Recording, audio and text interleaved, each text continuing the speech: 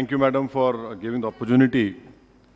Madam, the Honorable Minister started while introducing the bill that this bill is being brought to protect the urban cooperative banks and the depositors.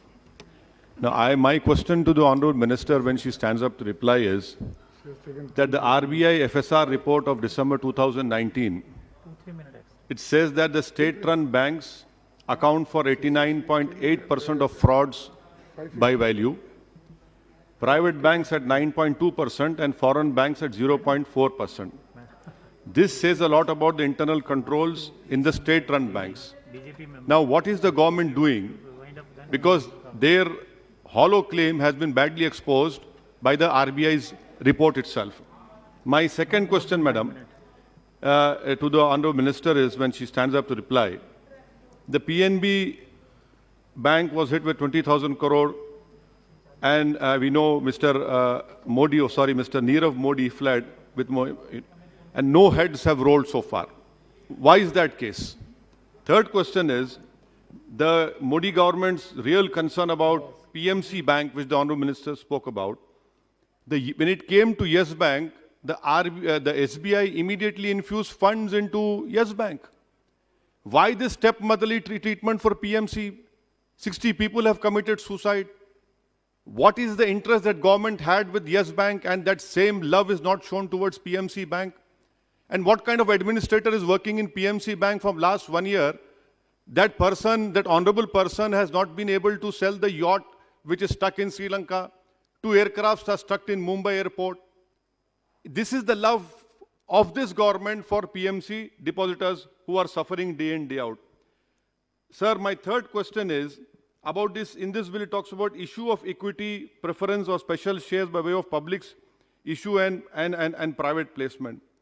Are you trying to say that now SEBI will interfere in it?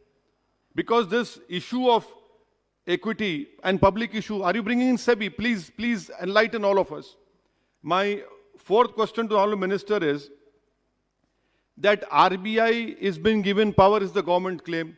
If that is the case, why did Yes Bank, PNB, ILNFS, and in March 2020, Franklin Templeton happened? What was RBI doing? What was this government doing? How did they allow all these four important things which happened? Was right under the rule of Mr. Modi. My fifth question is, since demonetization, the financial industry is slowly and steadily collapsing and showing how regulation by RBI, SEBI, NABARD is completely absent.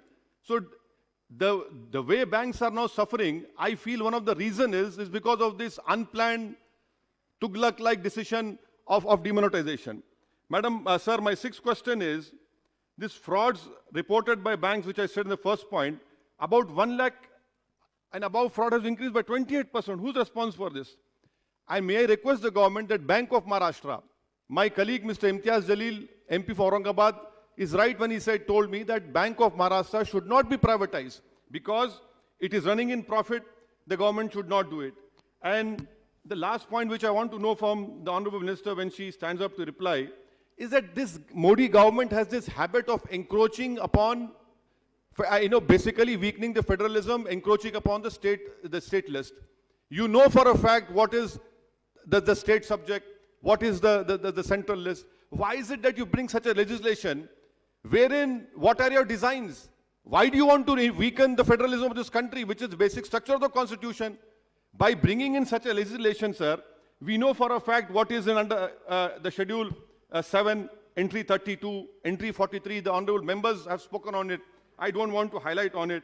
And my last point, sir, is that about this proportional voting rights. Now, if they buy equity shares in cooperative society, it's a known fact. 1 member, 1 vote. Are you going to overrule that? And also, isn't it a fact that the 2006 Vishwanathan Committee recommended that cooperative banks should be allowed to raise capital through non-voting shares? So these are the important points. I hope the Honorable Minister, when she stands up to reply, she will definitely reply. And for God's sake, I don't want this Honorable Minister to say that all these urban cooperative banks and Nirav Modi, Mehul Choksi, PNB, Franklin Templeton, all were act of God. No, these are not act of God. They happened because Mr. Modi is ruling the country and because of the misgovernance and the act of themselves. Thank you, sir.